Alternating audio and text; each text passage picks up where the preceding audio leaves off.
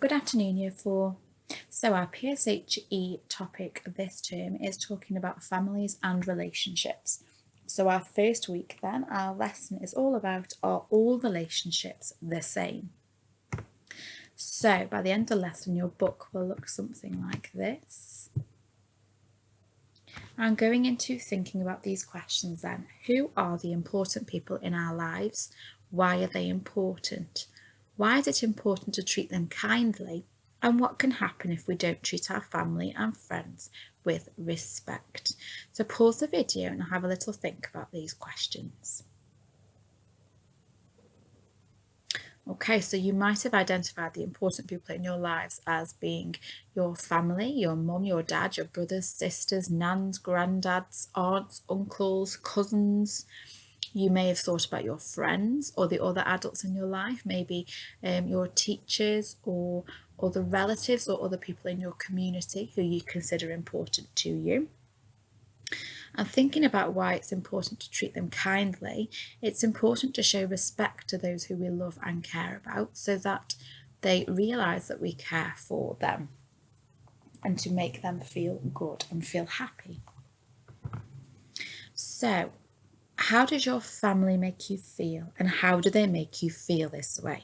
So I now want you to create a mind map in your book, okay? So we're making a mind map about feelings and why we feel this way. So for example, your family might make you feel loved and they might show you that through hugs, through having lots of fun, maybe for going for walks or for playing board games. Okay, so how do they show you that you are loved?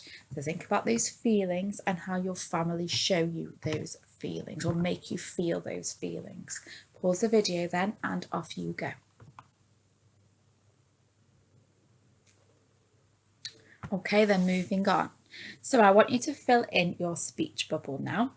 How does your family make you feel? So choose one feeling you identified and I want you to tell me how they make you feel that way. Okay, so I've got you some sentence starters here to help you. My family make me feel, and they do this by. Okay, so finishing off those sentences in your speech bubble before we move on.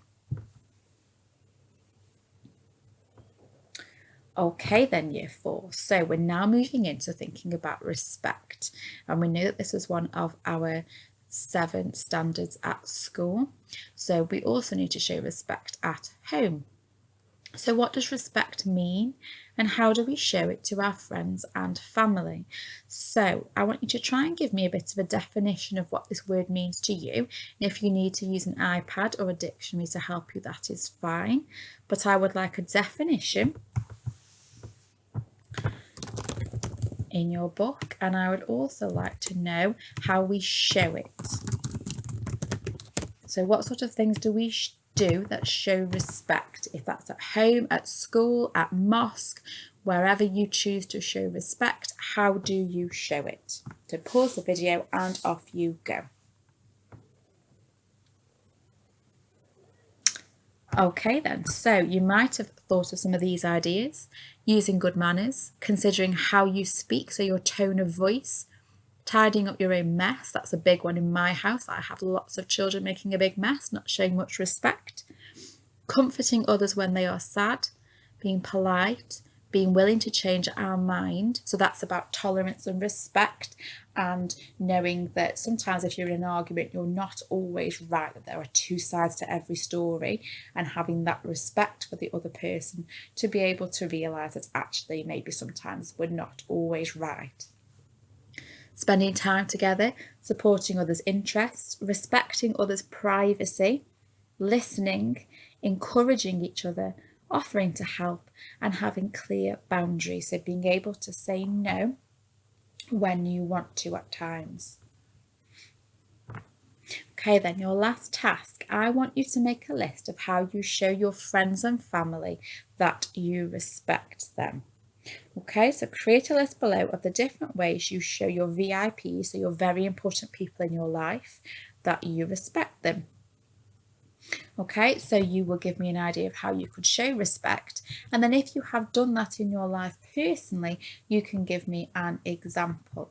So for example, we could have the idea of listening quietly in class.